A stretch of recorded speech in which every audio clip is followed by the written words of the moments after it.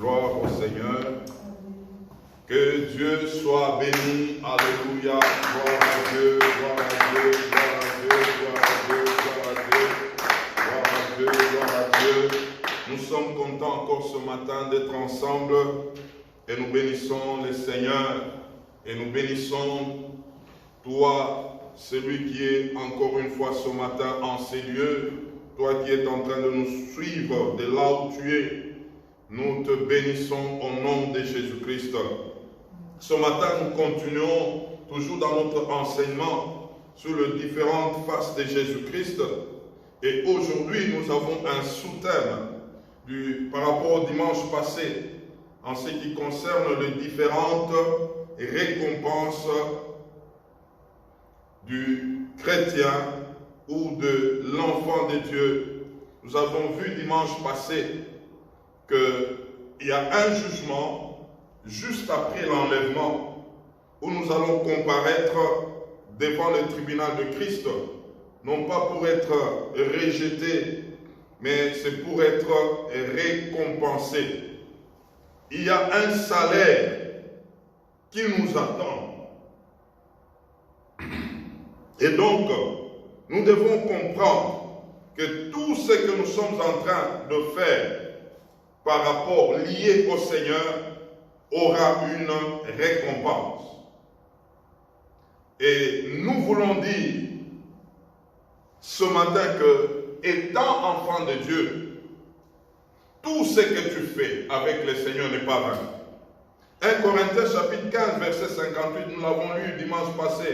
Soyez fermes, inébranlables, travaillant de mieux en mieux, en sachant que ce travail ne sera pas vain dans le Seigneur. J'aimerais rappeler quelque chose avant d'aborder le sujet de ce matin. Que le salut que nous avons est gratuit. Nous avons obtenu le salut sans mérite.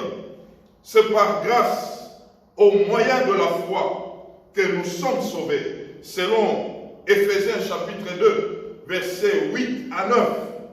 Ce n'est pas au moyen de nos œuvres, afin que personne ne se glorifie. Mais tandis que leurs récompenses sont méritées, selon l'œuvre de chacun de nous. C'est-à-dire, étant sauvés, enlevés, il nous faudra encore un salaire pour tout ce que nous avions accompli sur cette terre pour le compte du Seigneur. Je vais rappeler encore qu'au ciel, on n'aura pas un même rang, ni un même éclat,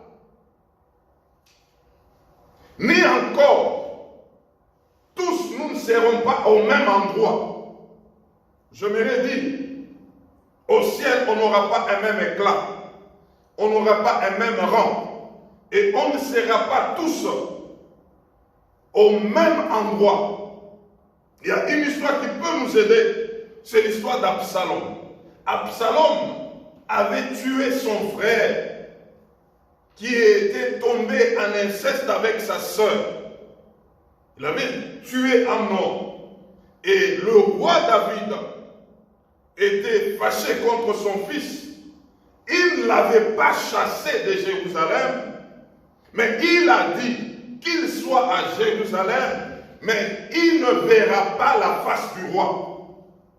Qu'il soit là, mais sans voir la face du roi, la face de son père. Absalom est resté là-bas 1 mois, 2 mois, 1 année, 2e année. Absalom avait craqué. Comment demeurer à Jérusalem, où mon père est le roi, et je ne peux pas le voir? Mes frères, mes sœurs, on ne sera pas au même endroit. L'endroit de chacun sera par rapport à ce que nous avions accompli sur cette terre. Il y a un homme de Dieu qui était sur le point de mourir. Et l'autre homme de Dieu est allé le voir, il était hospitalisé. Et pendant qu'il parlait, à un certain moment, cet homme de Dieu qui était malade, qui était sur le point de mourir, a commencé à pleurer. Et pendant qu'il pleurait, son ami le regarde, il se dit, ah donc, il a peur de mourir. Mais déjà, son ami lui dira, il a compris cela, il lui dit, mon frère, je n'ai pas peur de mourir, mais j'ai honte de mourir. Et tu as honte de mourir? Il dit, oui, j'ai honte de mourir. Parce que je me regarde, je n'ai rien en main que je veux présenter devant le Seigneur. J'ai vécu autant d'années, mais pour moi-même, travaillant pour moi-même, faisant des choses pour moi-même. Et là, je vois, le Seigneur est là. J'ai honte parce que je suis en train d'aller, mais je suis main vide. Je n'ai rien avec moi. C'est pourquoi j'ai honte de mourir. Et ce matin, nous allons voir les différentes récompenses des enfants de Dieu. Et nous avons quelques textes à lire avant d'aborder notre sujet de ce matin. Premièrement, nous prenons 1 Corinthiens chapitre 15. 1 Corinthiens chapitre 15, versets 19 à 23, et puis 40 à 43. 1 Corinthiens 15.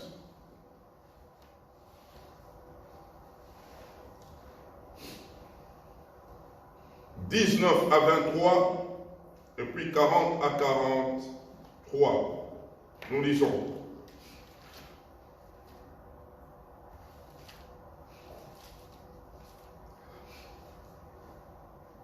« 1 Corinthiens chapitre 15, à partir de 19. « Si c'est dans cette vie seulement que nous espérons en Christ, nous sommes les plus malheureux de tous les hommes. Mais maintenant, Christ est ressuscité des morts. Il est le prémisse de ceux qui sont morts. Car puisque la mort est venue par un homme, c'est aussi par un homme qu'est venue la résurrection des morts. Et comme tous meurent en Adam, de même aussi tous revivront en Christ. » Écoutez le verset 23.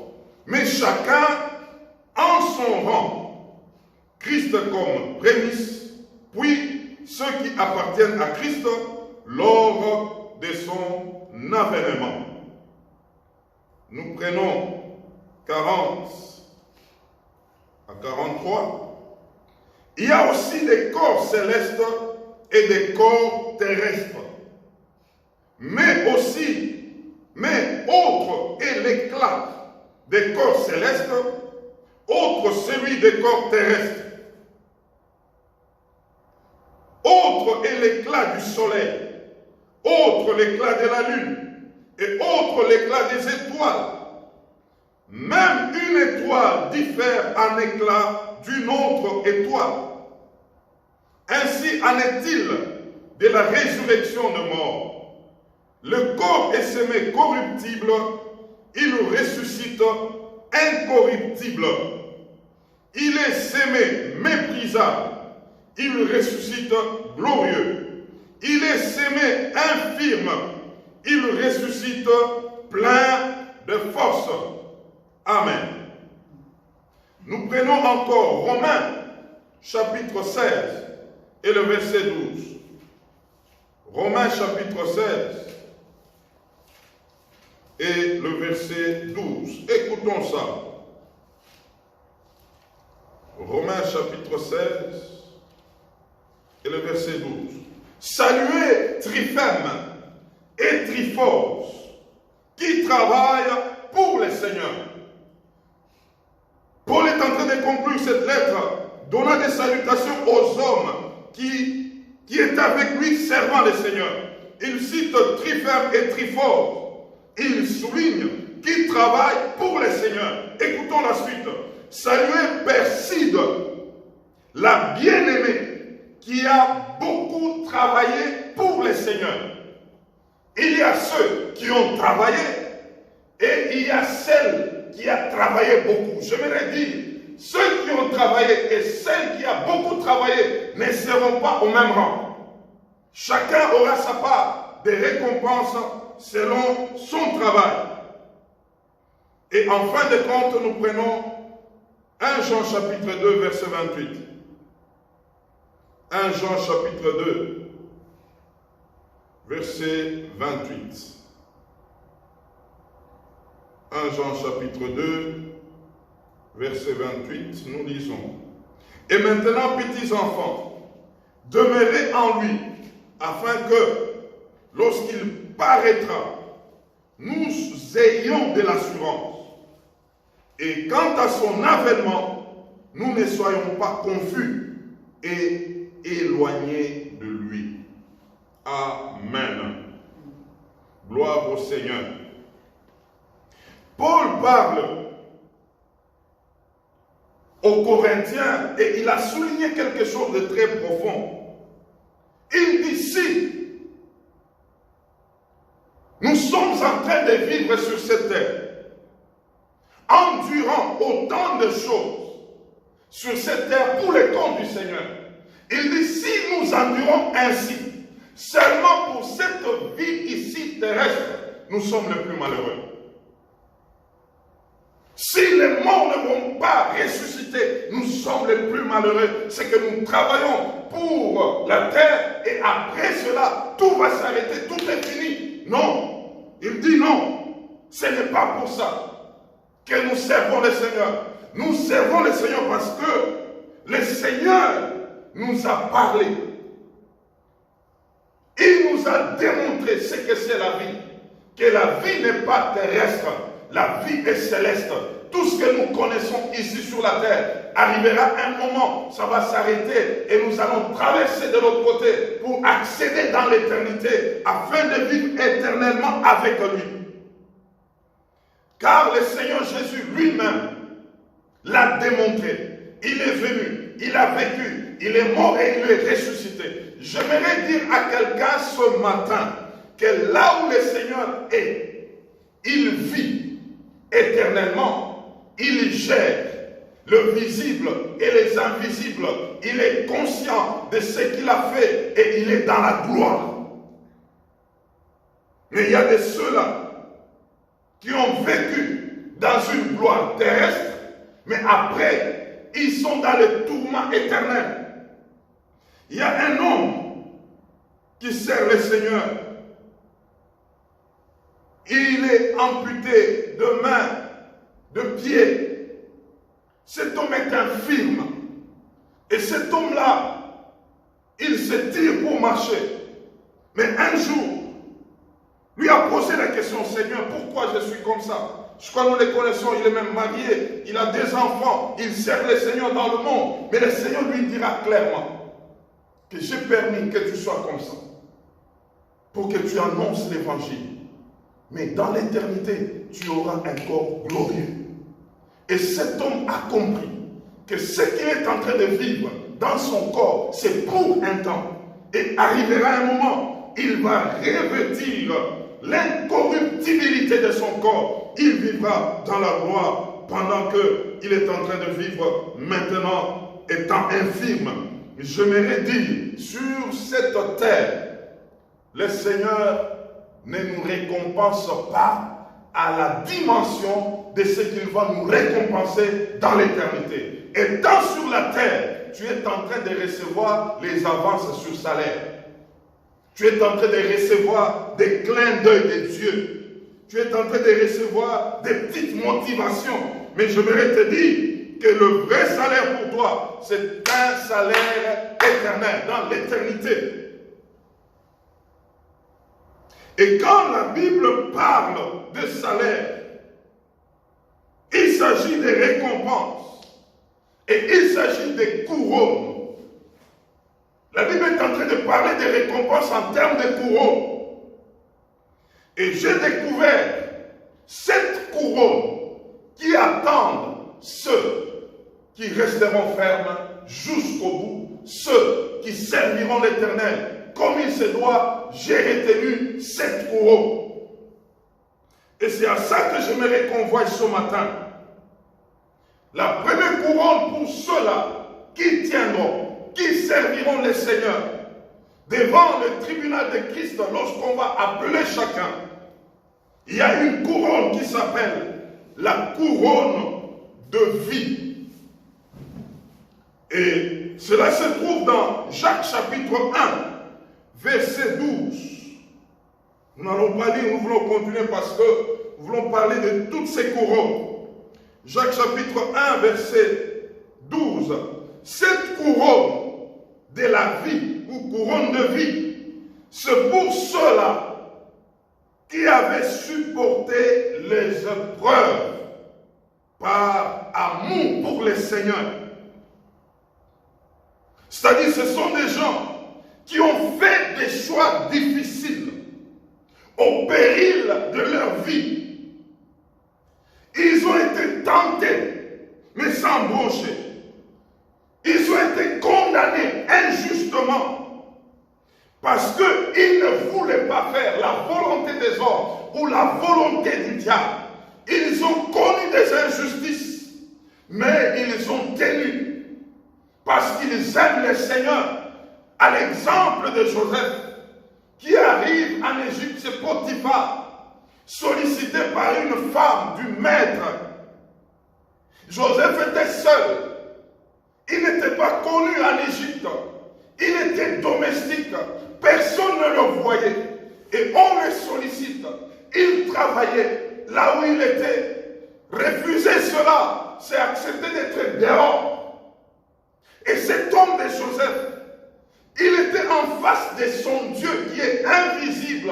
Mais lui sait que ce Dieu est là, il est vrai. Je ne peux pas faire une telle chose. Joseph a refusé de le faire. Mais Joseph a connu la prison. Une prison injuste.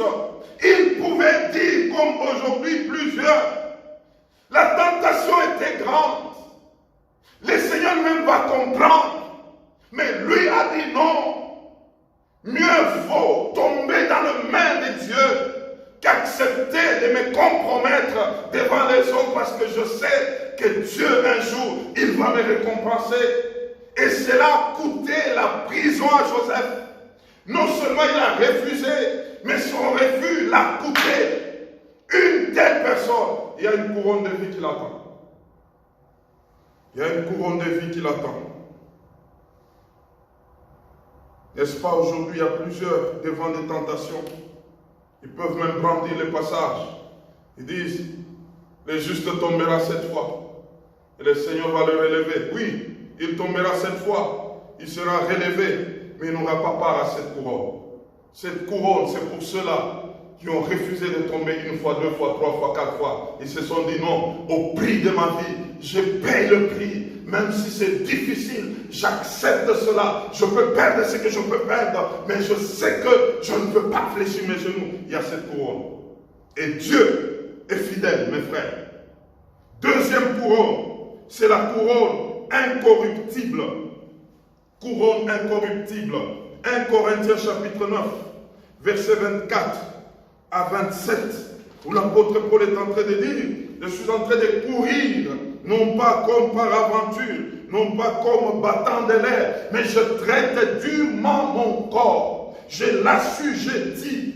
C'est une couronne qui sera donnée pour des personnes qui se sont disciplinées. 1 Corinthiens chapitre 9, versets 24 à 27. Des personnes qui se sont disciplinées pour les comptes du Seigneur. Des personnes qui se sont données même des privations. En réalité, ce n'était pas, même s'ils pouvaient le faire, ce n'est pas un péché. Mais en fait, ils se disent, ça je me prive pour sauver quelqu'un. Je me prive pour que là où il y a un faible, que le faible soit fortifié et qu'il soit relevé. Ce sont des personnes qui se sont données eux-mêmes jusqu'à s'abstenir des choses qui pouvaient être pour eux, mais ils le fassent parce qu'il y a quelqu'un qui le regarde. Selon 1 Corinthiens chapitre 10, verset 23, tout m'est permis, mais tout n'est pas utile. Tout m'est permis, mais tout n'édifie pas. C'est qu'il y a des choses, en réalité, en les faisant, tu ne commets aucun péché. Mais en réalité, quand tu le fais, tu peux être une pierre d'achoppement pour quelqu'un d'autre. Parce que lui te prend déjà à un certain niveau de foi. Alors tu te dis, ça je ne peux pas le faire. Non pas pour moi, mais pour l'autre. Je m'abstiens à cela. Il y a une couronne pour ça, mon frère. Ceux qui se battent pour l'intérêt de Christ. Ceux qui travaillent étant sérieux dans les choses du Seigneur. Ils se disciplinent. Ils ne s'excusent pas. Ils se regardent d'une manière sérieuse. Ils font autant de choses pourvu qu'ils puissent plaire au Seigneur. Il y a une couronne incorruptible. Troisième couronne, c'est la couronne de joie. La couronne de joie, c'est dans 1 Thessaloniciens, chapitre 2, versets 19 à 20. Cette couronne de joie, c'est pour ceux-là qui gagnent les âmes pour les seigneurs, les gagneurs d'âmes. Ceux qui ont ces soucis, cette passion de voir quelqu'un être sauvé. Luc chapitre 15, verset 10, la Bible nous dit, il y a de la joie au ciel lorsque une seule âme se répand. Une seule. Et Proverbe chapitre 11, verset 30, la Bible nous dit, le sage s'empare des âmes. Le sage gagne des âmes. Et Jacques chapitre 5, verset 20, la Bible est en train de nous dire, c'est lui qui sauve un pécheur. En réalité, il épargne d'une multitude de péchés. Une telle personne ne peut qu'être récompensée. Quiconque travaille pour gagner les âmes, il y a une couronne, il y a une récompense. Et en réalité, la gloire d'un enfant de Dieu, c'est les âmes que cet enfant de Dieu gagne. Oh, ce matin, j'aimerais te dire, devant le Seigneur, il ne va pas te demander combien de comptes tu as laissés en banque, combien de biens, de maisons, combien de voitures tu as laissées sur la terre. Il te posera la question, combien d'âmes as-tu gagné? Et ici, j'aimerais souligner quelque chose. Cette couronne va aussi concerner toutes les personnes qui ont soutenu les missions, qui ont soutenu des missionnaires, des hommes et des femmes qui se sont donnés pour la mission. Il y a ceux-là qui les ont soutenus financièrement, en prière. Ces personnes-là auront aussi cette couronne parce qu'elles ont travaillé pour l'expansion de l'évangile. Le Seigneur est juste, le Seigneur est ordonné, il bénira, il récompensera ces personnes. Vous savez, mes frères, lorsque on gagne une personne au Seigneur, cette personne devient évangéliste, gagneur d'âme. Toutes les âmes que cette personne est en train de gagner, toi aussi tu seras récompensé. Parce que cette personne a commencé ce travail en passant par toi. Et donc c'est pour nous dire aujourd'hui que le travail que nous sommes en train de faire n'est pas vain. Il y aura une récompense qui nous attend. Quatrième récompense, c'est la couronne de justice. 2 Timothée chapitre 4, versets 7 à 8. L'apôtre Paul est en train de parler. J'ai combattu le bon combat de la foi et j'ai gagné ma course. Désormais, la couronne de justice m'est réservée. Non pas seulement à moi, mais aussi à tous ceux-là qui aimeront l'avènement du Seigneur Jésus-Christ. J'aimerais dire la couronne de justice, c'est pour les personnes qui aiment l'avènement de notre Seigneur Jésus-Christ. Ah, ça c'est fort. Aimer qu'il revienne. C'est comme cette épouse qui est prête pour le mariage. Elle attend l'époux. Elle veut l'époux. Quand elle doit vivre, elle vit pour l'époux. Elle s'attend, tout ce qu'elle fait, c'est en mesure par rapport à l'époux. Qu'est-ce que je dois faire pour que quand il viendra, qu'il trouve plaisir en moi? Qu'est-ce que je dois faire? Comment me préparer? Comment faire? Une telle personne vivra sur la terre d'une manière digne. Parce qu'en réalité, la personne là est en train de calquer tout à la dimension de l'époux. La personne a tourné son cœur vers l'époux.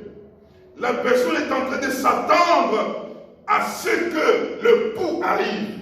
C'est comme ça que même son attitude, même sa manière de se comporter dans le monde sera différente. Parce qu'elle attend quelqu'un, elle ne pourra jamais trahir. Cette personne, elle cherchera à marcher dans la justice.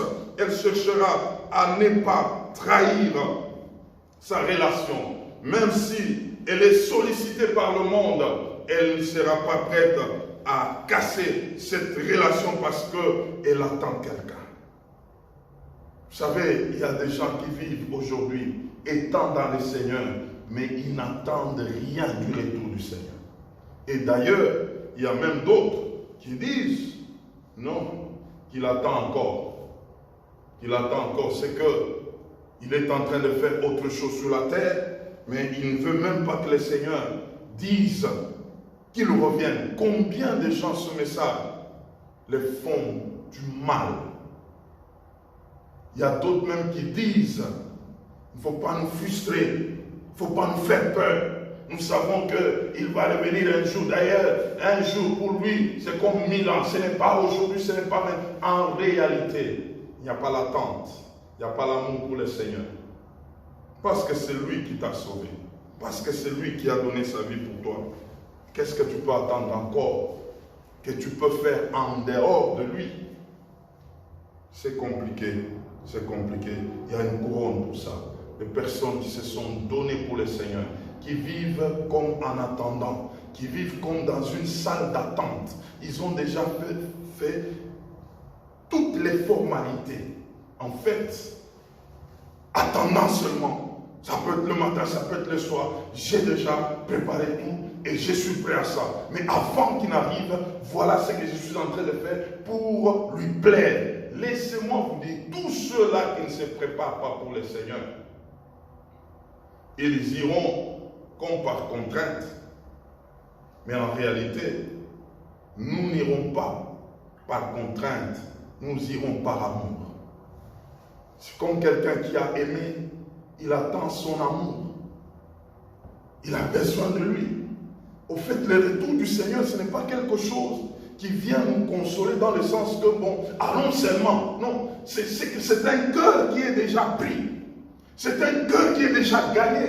Ce cœur soupire, ce cœur attend, ce cœur est déjà parti. Il s'affectionne, il veut l'époux. C'est de ça que nous parlons. C'est par amour que nous voulons le rencontrer. Ce n'est pas par contrainte. Ou quelqu'un peut dire, bon, que j'aille seulement. Non, non. Nous l'avons aimé, il nous a aimés. Il a pris tous les désirs de nos cœurs. Et comme nous pouvons dire qu'il revient. Parce qu'avec lui dans ce bras, je serai bien.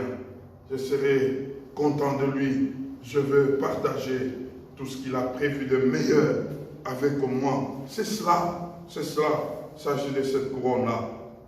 Cinquième couronne, c'est la couronne de gloire. 1 Pierre, chapitre 5, versets 2 à 4. La couronne de gloire. Cette couronne, c'est pour ceux-là qui ont servi le Seigneur comme étant des bergers, comme étant des gardiens de brebis, les hommes de Dieu, les pasteurs, les évangélistes, c'est ceux-là à qui Dieu a donné ces brebis, les brebis de Dieu, pour que eux le gardent, qu'ils fassent l'œuvre d'intendant et qu'ils le fassent avec fidélité. avec dévouement, avec droiture, avec obéissance, non pas comme pour dominer sur eux, mais pour le prêtre à la dimension du Seigneur, non pas pour plaire aux hommes, mais pour plaire à Dieu, selon Galates chapitre 1, verset 10. Et cette tâche sera récompensée par une couronne de gloire. Et j'aimerais souligner qu'il y a aussi ceux-là qui ont reconnu la tâche de berger et qui soutiennent ce berger, qui soutiennent ces hommes, seront aussi récompensés. Selon Matthieu chapitre 10, verset 41, ceux qui reçoivent un prophète en qualité du prophète, ils auront aussi la récompense du prophète. Ça veut dire tous ceux qui reconnaissent le ministère, qui soutiennent, qui travaillent pour la réussite de ce travail de berger, ils seront aussi récompensés. J'aimerais dire ce matin, Dieu est juste, Dieu est fidèle, il est derrière sa parole. Et donc c'est pour vous rassurer que ce que nous faisons ici sur la terre n'est pas vain. N'est pas vain. Un jour, nous allons rendre compte et nous serons récompensés. Et c'est le Seigneur qui a parlé. 6e récompense. La récompense ou la couronne des vainqueurs. La couronne des vainqueurs, Apocalypse 3, versets 11 à 12. Apocalypse 3, versets 11 à 12. Cette couronne, c'est pour ceux qui ont gardé ce qu'ils avaient reçu de Dieu jusqu'à la fin. Ils n'ont pas perdu cela. Ils n'ont pas vendu cela. Oh, c'est fort. Combien de gens vendent leurs dons aujourd'hui? Comme cet homme, Simon les magiciens. Il a vu comment est-ce que le Saint-Esprit était en train de faire son travail. Il a vu comment est-ce que des gens étaient baptisés dans le Saint-Esprit. Il est allé auprès de Pierre. Il sort l'argent. Il dit à Pierre, est-ce que tu peux aussi me donner ce pouvoir ici? Voilà mon argent. Pierre a regardé, il a dit que ton argent périsse. Et toi-même, tu es dans le fiel du diable. Comment tu peux chercher un don de Dieu avec l'argent? Mais aujourd'hui, il y a de ces gens qui vendent les dons. Est-ce que ce que Dieu t'a donné, tu continues à les garder comme il te l'avait donné? Tu continues à travailler à ça comme tu travailles auparavant? Ésaü avait vendu son bois d'aînesse à cause d'un mets. Mais quand il voulait le réclamer, il ne pouvait plus. Il a vendu ce qu'il avait reçu de Dieu. Hébreux 12, 16 à 17. Il a pleuré, mais il ne pouvait pas les récupérer. Combien vendent leur ministère? Combien vendent leur appel? Et ils se retrouvent à autre chose, en train de faire autre chose qu'à ce que Dieu attendait d'eux. Ils ont vendu cela à cause de réalité de ce siècle. Beaucoup ont vendu ce qu'ils ont reçu de Dieu. C'est pourquoi ici, à Apocalypse, il dit, garde ce que tu as reçu de moi. À celui qui vaincra, voilà ce qu'il aura. Mais d'abord, il faut garder. Il faut garder. Combien retiennent ce qu'ils avaient reçu de Dieu? Oh, je vais poser une question à quelqu'un. Le message que Dieu t'avait donné, c'est le même message que tu continues à prêcher aujourd'hui? Ou ce message a changé selon les temps et les circonstances? Que les gens faut apporter ce que les gens aiment. Tu as vendu, tu as perdu ce que Dieu t'avait donné. Cette couronne, c'est une couronne de vainqueurs, des gens qui ont gardé ce que Dieu avait donné. Ils les ont préservés jusqu'à la fin. Il y a une couronne de gloire qui les attend. Et en fin de compte, la 7e couronne, c'est la couronne des martyrs.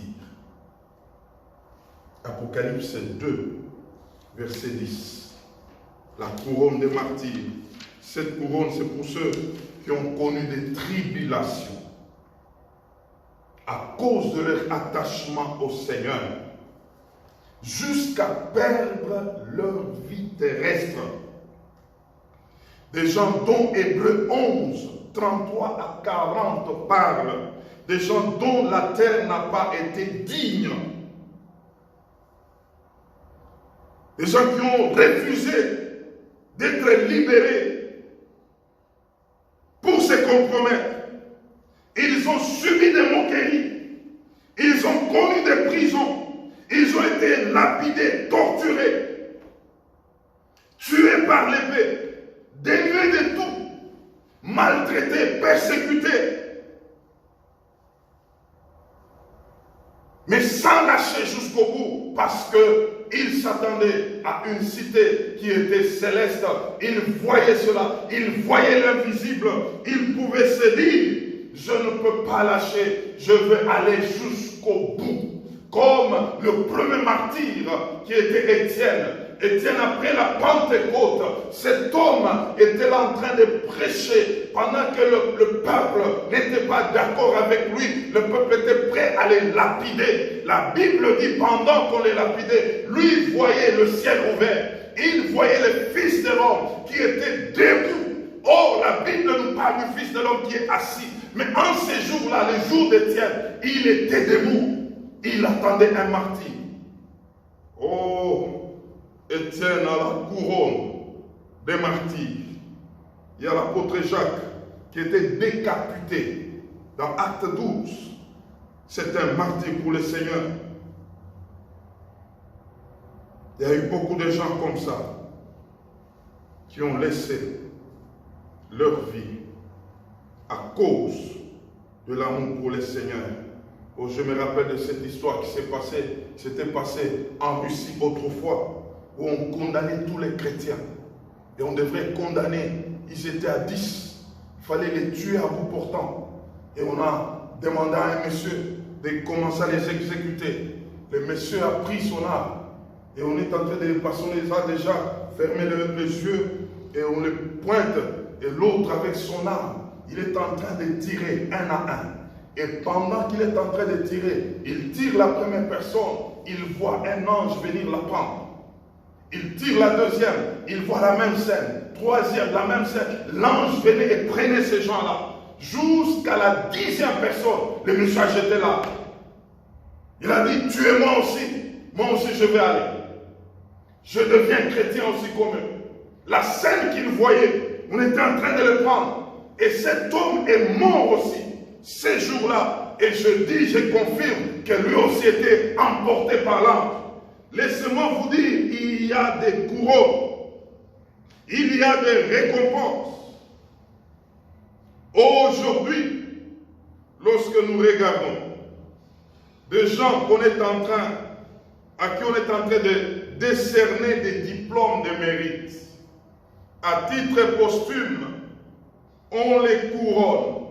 On les honore parce qu'ils ont travaillé, ils ont marqué leur temps ici sur la terre. Mais moi, je me pose toujours la question, ceux-là qu'on est en train d'honorer, est-ce qu'ils sont conscients de ça? Voyez comment est-ce que le monde est en train de nous distraire. Mais laissez-moi te dire, pour l'éternité, tu seras conscient de cet honneur, de cette élévation, de cette gloire. Tu seras conscient. Aujourd'hui, il y a des cités, il y a des villes qui portent les noms des hommes. Mais ces hommes sont déjà morts. Ils ne sont pas conscients qu'il y a une ville qui porte son nom. Il y a un pays qui porte son nom. Ils ne sont pas conscients. Mais dans l'éternité, tu peux porter les noms d'une ville et toi tu vivras et toi tu seras conscient de ce qui se passe avec toi. Oh, moi c'est ce qui m'attire. J'ai hâte de voir ces choses s'accomplir. Ces choses sont vraies, ces choses sont réelles. C'est pourquoi il dit, soyez fermes, travaillant de mieux en mieux, en sachant que ce travail n'est pas vain dans le Seigneur. Je veux encourager quelqu'un ce matin. Je suis en train de clôturer tout ce que tu vis, tout ce que tu endures pour les comptes du Seigneur. Sache ce matin que ce n'est pas vain. Tu seras récompensé. Avant que tu ne partes, que tu ne rentres à la maison, il y a même des avances sur salaire que tu auras sur cette terre. Mais sache que ça ne sera pas comparable à ce que tu auras dans l'éternité. Tiens bon afin de te tenir devant le tribunal du Christ, non pas en rougissant, mais avec joie et assurance à cause de ce que tu as accompli étant sur cette terre. Que Dieu bénisse cette parole. Amen.